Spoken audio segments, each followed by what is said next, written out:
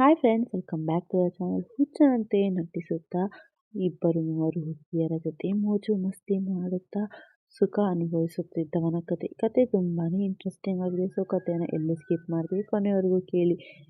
ಅರುಣ್ ಹುಚ್ಚನ ಥರ ಇದ್ದ ಪ್ರಿಯಾ ಮನೆಯವರು ಆಸ್ತಿಯನ್ನು ನೋಡಿ ಅರುಣ್ನ ಜೊತೆ ಪ್ರಿಯಾನ್ನ ಮದುವೆ ಮಾಡಿಕೊಡ್ತಾರೆ. ಪ್ರಿಯಾಗೆ ಅರುಣ್ ಮೇಲೆ ಸ್ವಲ್ಪವೂ ಆಸಕ್ತಿ ಇಲ್ಲದಿದ್ದಕ್ಕೆ ಅವಳು ಮದುವೆಯಾಗಿ 2 ವರ್ಷಗಳು ಕಳೆದರೂ ಅರುಣನ್ನ ತನ್ನ ಹತ್ತಿರಕ್ಕೂ ಸೇರಲು ಬಿಡದೇ ಇದ್ದಳು.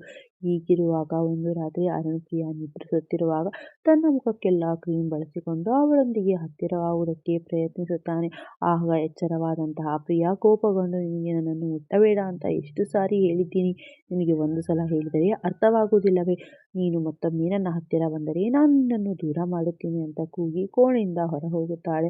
ಆಗ ಅರುಣ್, ನಾನು ಚೆನ್ನಾಗಿಲ್ಲ ಅಂತ ಪ್ರತಿದಿನ ಪ್ರಿಯಾ ನನಗೆ ಇದೇ ರೀತಿ ತೊಂದರೆ ಕೊಡುತ್ತಿದ್ದಾಳೆ. ಆದರೆ ಈ ವಿಷಯ ಅಮ್ಮನಾದ ಸರಸ್ವತಿಯವರಿಗೆ ತಿಳಿದಂತೆ ನಾನು ಗಮನಿಸಬೇಕು ಅಂತ ದುಃಖಪಟ್ಟು ಹಾಲಿನಲ್ಲಿಯೇ ನಿದ್ರಿಸುತ್ತಾನೆ. ಮರುದಿನ ಪ್ರಿಯಾ ಸರಸ್ವತಿ ಹೇಳುವ ಮೊದಲು ಅರುಣ್ ಬಳಿ ಬಂದು, ಈಗ ಇಲ್ಲಿಂದ ಎದ್ದು ನಮ್ಮ ಕೋಣೆಯೊಳಗೆ ನಿದ್ರೆ ಮಾಡುವ. ಅಮ್ಮನಿಗೆ ಏನಾದರೂ ನೀನು ಇಲ್ಲಿ ನಿದ್ರಿಸುತ್ತಿರುವ ವಿಷಯ ತಿಳಿದರೆ ನನ್ನನ್ನು ಈ ಮನೆಯಲ್ಲಿ ಉಳಿಸಿಕೊಳ್ಳುವುದಿಲ್ಲ ಅಂತ ಹೇಳಿ ಅರುಣ್ಗೆ ಅವನನ್ನು ಕೋಣೆಗೆ ಕರೆದುಕೊಂಡು ಹೋಗಿ ನಿದ್ರಿಸುವಂತೆ ಮಾಡುತ್ತಾಳೆ. ಅನಂತರ ಸ್ವಲ್ಪ ಹೊತ್ತಿನ ನಂತರ ಸರಸ್ವತಿಯವರು, ನಾನು 3 ದಿನಗಳವರೆಗೆ ನಗರದಲ್ಲಿ ಇರುವುದಿಲ್ಲ, ಬೇರೆ ವ್ಯವಹಾರವನ್ನು ನೋಡಿಕೊಂಡು ಬರೋದಕ್ಕೆ ಹೋಗ್ತಾ ಇದ್ದೀನಿ. ನೀನು ಅಲ್ಲಿಯವರೆಗೂ ಅರುಣನ್ನು ಚೆನ್ನಾಗಿ ನೋಡಿಕೊಂಡು ನಾನು ಬರುವುದರ ಒಳಗಾಗಿ ನನ್ನ ಮೊಮ್ಮಗಳ ಒಳ್ಳೆಯ ಸುದ್ದಿ ಕೊಡು ಅಂತ ಪ್ರಿಯಾಳಿಗೆ ಹೇಳುತ್ತಾಳೆ. ಆಗ ಅರುಣ್, ನಾವಿಬ್ಬರು ಪ್ರೇಮಿಸಿದರೆ ಮಾತ್ರ ನೀನು ಅಜ್ಜಿ ಆಗೋದು ಅಂತ ಸರಸ್ವತಿಗೆ ಹೇಳುತ್ತಾನೆ. ಆಗ ಸರಸ್ವತಿ, ನಿನ್ನನ್ನು ಪ್ರೇಮಿಸಬೇಕು ಅಂತಾನೆ ಇಂತಹ ಆಕರ್ಷಕ ಸೊಸೆಯನ್ನು ಹುಡುಕಿ ತಂದಿದ್ದೀನಿ ಅಂತ ಅರುಣ್ಗೆ ಹೇಳಿ ನಗರಕ್ಕೆ ಹೊರಟು ಹೋಗುತ್ತಾಳೆ. ಆಗ ಸಂತೋಷಗೊಂಡ ಅರುಣ್, ನಮ್ಮಿಬ್ಬರು ಈಗ ಪ್ರೇಮಿಸೋಣ ಬಾ ಅಂತ ಪ್ರಿಯಾಳನ್ನು ಅಪ್ಪಿಕೊಳ್ಳುವುದಕ್ಕೆ ಪ್ರಯತ್ನಿಸುತ್ತಾನೆ. ಆಗ ಪ್ರಿಯಾ, ನೀನು ನನ್ನ ಹತ್ತಿರ ಬಂದರೆ ನಾನು ಸುಮ್ಮನಿರುವುದಿಲ್ಲ. ಈಗ ಮನೆಗೆ ನನ್ನ ಸ್ನೇಹಿತೆ ಪೂಜಾ ಬರ್ತಿದ್ದಾಳೆ, ಬೀಗ ಹೋಗಿ ನಮ್ಮಿಬ್ಬರಿಗೂ ತಿಂಡಿಯನ್ನು ತಯಾರಿಸು ಅಂತ ಹೇಳುತ್ತಾಳೆ.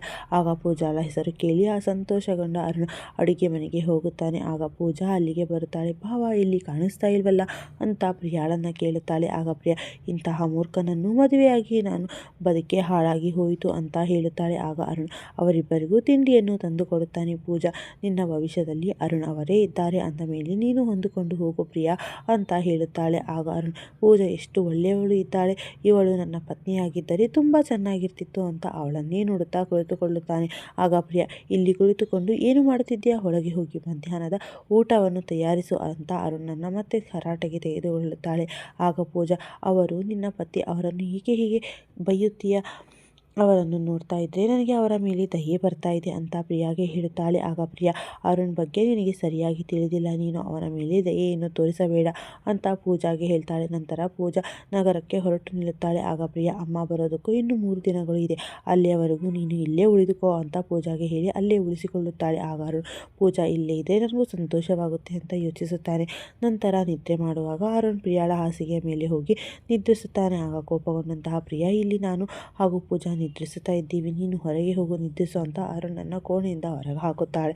ಆಗ ಪೂಜಾ, ಅವರೇ ಇಲ್ಲಿ ನಿದ್ರಿಸಲಿ, ನಾನೇ ಹೊರಗೆ ಹೋಗ್ತೀನಿ ಅಂತ ಪ್ರಿಯಾಗೆ ಹೇಳ್ತಾಳೆ. ಆಗ ಪ್ರಿಯಾ, ನೀನು ಅವನಿಗೆ ದಯೆಯೆಲ್ಲ ತೋರಿಸಬೇಡ, ಅವನು ಹಾಳಾಗಿ ಹೋಗ್ಬಿಡ್ತಾನೆ ಅಂತ ಪೂಜಾಗೆ ತರಾಟೆ ಮಾಡ್ತಾಳೆ. ನಂತರ ಮಧ್ಯರಾತ್ರಿ ಪೂಜಾ ಎದ್ದು ಅರುಣ್ ಬಳಿ ಬಂದ ಹಾಗೆ ಅರುಣ್ ಅವಳೊಂದಿಗೆ ಸಂತೋಷ ಕಂಡ ಹಾಗೆ ಅರುಣ್ ಕನಸು ಕಾಣ್ತಾ ಇದ್ದ ಸೋಫಾದಿಂದ ಕೆಳಗೆ ಬೀಳ್ತಾನೆ. ಆಗ ಅರುಣ್, ನಾನೀಗ ಪೂಜಾ ಅವರನ್ನು ನೋಡಲೇಬೇಕು ಅಂತ ಕೋಣೆಯೊಳಗೆ ಹೋಗಿ ಪೂಜಾಳನ್ನು ಮುಟ್ಟೋದಕ್ಕೆ ಆರಂಭಿಸುತ್ತಾನೆ. ಆಗ ಎಚ್ಚರವಾದಂತಹ ಪೂಜಾ ತನ್ನ ಹತ್ತಿರ ಅರುಣ್ ಇರೋದನ್ನು ನೋಡಿ ಅರುಣ್ ನನ್ನ ಮೇಲೆ ತಪ್ಪು ಮಾಡೋದಕ್ಕೆ ಬಂದಿದ್ದಾನೆ ಅಂತ ಕಿರುಚುತ್ತಾಳೆ. ಆಗ ಕೋಪಗೊಂಡಂತಹ ಪ್ರಿಯಾ ಅರುಣ್ ನನ್ನ ತಳ್ಳಿ ಮತ್ತೆ ಕೋಣೆಯಿಂದ ಹೊರ ಹೋಗುತ್ತಾಳೆ. ಆಗ ಅರುಣ್, ನೀನು ಪೂಜಾ ಅವರ ಮುಂದೆ ನನಗೆ ಯಾಕೆ ತಳ್ಳಿದೆ, ನೀನು ನನಗೆ ತುಂಬ ಅವಮಾನ ಮಾಡಿಬಿಟ್ಟಿದ್ದೀಯ ಅಂತ ಪ್ರಿಯಾಳ ಮೇಲೆ ಕೋಪಗೊಳ್ಳುತ್ತಾನೆ. ನಂತರ ಪೂಜಾ ನಗರಕ್ಕೆ ಹೊರಟು ನಿಲ್ಲುತ್ತಾಳೆ. ಆಗ ಅರುಣ್, ನೀವು ತುಂಬ ಒಳ್ಳೆಯವರಿದ್ದೀರಾ ಅಂತ ನಾನು ನಿಮ್ಮ ಬಳಿ ಬಂದಿದ್ದೆ, ಅದಕ್ಕಾಗಿ ಕ್ಷಮೆ ಕೇಳ್ತೀನಿ ಅಂತ ಪೂಜಾಗೆ ಹೇಳ್ತಾನೆ. ಆಗ ಪೂಜಾ, ನೀನು ನನ್ನನ್ನು ಮುಟ್ಟಬೇಡ, ನಿನ್ನಂತರ ಮೇಲೆ ಯಾರಿಗೂ ಪ್ರೇಮ ಹುಟ್ಟಲ್ಲ, ಪ್ರಿಯಾ ಮಾಡ್ತಿರೋದೆಲ್ಲ ಸರಿಯೇ ಇದೆ ಅಂತ ಅರುಣ್ನ ತರಾಟೆಗೆ ತೆಗೆದುಕೊಳ್ಳುತ್ತಾ ಅಲ್ಲಿಂದ ಹೊರಟು ಹೋಗುತ್ತಾಳೆ. ಪ್ರಿಯಾ, ನಿನ್ನ ತಲೆಯಲ್ಲಿ ಬುದ್ಧಿನೇ ಇಲ್ಲ ಅಂತ ಅರುಣ್ನ ತಳ್ತಾಳೆ. ಕುಗ್ಗಿ ಹೋದ ಅರುಣ್ ಪ್ರಿಯಾ ಹಾಗೂ ಪೂಜಾಳ ಮೇಲೆ ಪ್ರತೀಕಾರ ತೀರಿಸಿಕೊಳ್ಳೋದೇ ಬಿಡೋದಿಲ್ಲ ಅಂತ ನಿರ್ಧರಿಸಿ ಅಂದೇ ರಾತ್ರಿ ಪ್ರಿಯಾಳೊಂದಿಗೆ ದೊಡ್ಡ ಜಗಳ ಮಾಡಿ ಅವಳನ್ನು ಮನೆಯಿಂದ ದೂರ ಮಾಡಿಬಿಡ್ತಾನೆ. ಆಗ ಸರಸ್ವತಿ ಕರೆ ಮಾಡಿ, ನೀವಿಬ್ಬರು ಚೆನ್ನಾಗಿದ್ದೀರಾ ತಾನೇ, ನಾನು ನಾಳೆ ಬರ್ತಾ ಇದ್ದೀನಿ ಅಂತ ಹೇಳ್ತಾನೆ. ಆಗ ಭಯಪಟ್ಟಂತಹ ಅರುಣ್ ಮಧ್ಯರಾತ್ರಿಯಲ್ಲೇ ಪ್ರಿಯಾಳ ವಸ್ತುಗಳನ್ನು ತಮ್ಮ ತೋಟದ ಮನೆಯಲ್ಲಿ ಮುಚ್ಚಿ ಹಾಕುತ್ತಾನೆ. ನಂತರ ಆತಂಕಗೊಂಡ ಸರಸ್ವತಿ ಮರುದಿನ ಬೆಳಗ್ಗೆ ಮನೆಗೆ ಬಂದು ಪ್ರಿಯಾ ಎಲ್ಲಿ ಅಂತ ಅರುಣ್ನ ಕೇಳ್ತಾಳೆ. ಆಗ ನಿನ್ನೆ ರಾತ್ರಿ ನಾನು ನೀರು ತರಲ್ಲ ಅಂತ ಅವಳಿಗೆ ಹೇಳಿದ್ದೆ, ಅಷ್ಟಕ್ಕೆ ಅವಳು ಕೋಪಿಸಿಕೊಂಡು ಮನೆ ಬಿಟ್ಟು ಹೊರಟು ಹೋದಳು ಅಂತ ಹೇಳುತ್ತಾನೆ. ಆಗ ಆಘಾತಗೊಂಡಂತಹ ಸರಸ್ವತಿ, ಕೇವಲ ಇಷ್ಟು ಸಣ್ಣ ವಿಷಯಕ್ಕೆ ಯಾರಾದರೂ ಮನೆ ಬಿಟ್ಟು ಹೋಗ್ತಾರಾ ಅಂತ ಕೇಳ್ತಾನೆ. ಪ್ರಿಯಾಳ ಮೂಲ ಮನೆಗೆ ಕರೆ ಮಾಡಿ ಪ್ರಿಯಾಳ ತಂಗಿಯರಿಗೆ ಕರೆ ಸ್ವೀಕರಿಸುತ್ತಾರೆ. ಆಗ ಸರಸ್ವತಿ, ನಿಮ್ಮ ಮನೆಗೆ ಪ್ರಿಯಾ ಏನಾದರೂ ಬಂದಿದ್ದಾಳಾ ಅಂತ ಕೇಳ್ತಾರೆ. ಆಗ ಆಘಾತಗೊಂಡಂತಹ ರಿಯಾ, ಇಲ್ಲ, ಯಾಕೆ, ಏನಾಯ್ತು ಅಂತ ಕೇಳ್ತಾಳೆ. ಆಗ ಸರಸ್ವತಿ ಅವರು ಅರುಣ್ ಜೊತೆ ಒಂದು ಸಣ್ಣ ವಿಷಯಕ್ಕೆ ಜಗಳ ಮಾಡಿಕೊಂಡು ಮನೆ ಬಿಟ್ಟು ಹೋಗಿದ್ದಾಳೆ. ನಿಮ್ಮ ಬಳಿ ಏನಾದರೂ ಬಂದಿದೆ ನಮಗೆ ಹೇಳಿ ಅಂತ ಹೇಳಿ ಕರೆ ತುಂಡರಿಸುತ್ತಾರೆ. ನಂತರ ಪೂಜಾಗೆ ಕರೆ ಮಾಡಿ ಪ್ರಿಯಾ ಬಗ್ಗೆ ಕೇಳುತ್ತಾರೆ. ಆಗ ಪೂಜಾ, ಪ್ರಿಯಾಳಿಗೆ ಕೋಪ ಮೂಗಿನ ಮೇಲೆ ಇರುತ್ತೆ. ಪ್ರಿಯಾ ಹಾಗೂ ಅರುಣ್ಗೆ ಸ್ವಲ್ಪವೂ ಹೊಂದಾಣಿಕೆ ಇಲ್ಲ. ಪ್ರಿಯಾಳನ್ನ ನೀನು ಹುಡುಕು, ನಾನು ಹುಡುಕುತ್ತೇನೆ ಅಂತ ಕರೆ ತುಂಡರಿಸುತ್ತಾಳೆ. ನಂತರ ಸರಸ್ವತಿ, ನಿನ್ನೆ ಏನೋ ಸಂಭವಿಸಿದೆ, ನಿಜ ಹೇಳು ಅಂತ ಅರುಣನ್ನ ಕೇಳುವಷ್ಟರಲ್ಲಿ ರಿಯಾ ಅಲ್ಲಿಗೆ ಬಂದು, ಅಕ್ಕನ ಸುಳಿವು ಇನ್ನೂ ಸಿಕ್ಕಿಲ್ಲ ಅಂದ ಮೇಲೆ ಪೊಲೀಸರಿಗೆ ದೂರು ಕೊಡೋಣ ಅಂತ ಸರಸ್ವತಿಯನ್ನು ಕೇಳ್ತಾರೆ.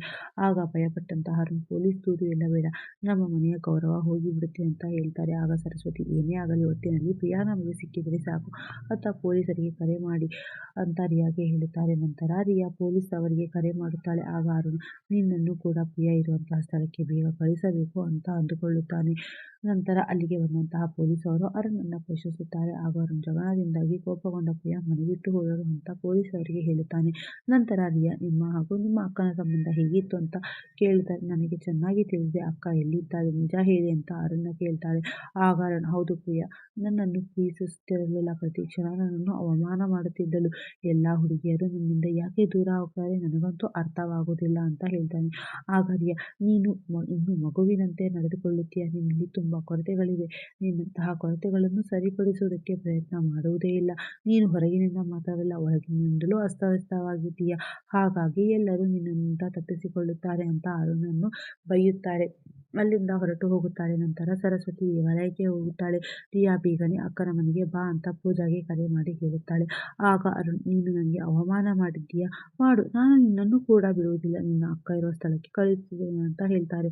ಆಮೇಲೆ ದೊಡ್ಡ ಜಗಳ ಮಾಡೋದಕ್ಕೆ ನೋಡ್ತಾನೆ. ಆಗ ರಿಯಾ, ನೀನು ನನ್ನ ಅಕ್ಕನನ್ನು ದೂರ ಮಾಡಿದ್ಯಾ ಅಂತ ಅವನನ್ನು ತಳ್ಳಿ ತಪ್ಪಿಸಿಕೊಂಡು ಅಲ್ಲಿಂದ ಓಡಿ ಹೋಗುತ್ತಾಳೆ. ನಂತರ ಪೂಜಾ ಅಲ್ಲಿಗೆ ಬರುತ್ತಾಳೆ.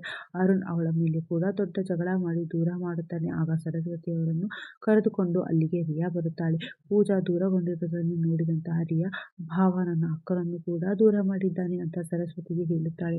ಆಗ ಕೋಪಗೊಂಡಂತಹ ಸರಸ್ವತಿ, ಈಗ ಏಕೆ ಮಾಡಿದ್ಯಾ ಅಂತ ಅರುಣ್ನ ಕೇಳ್ತಾಳೆ.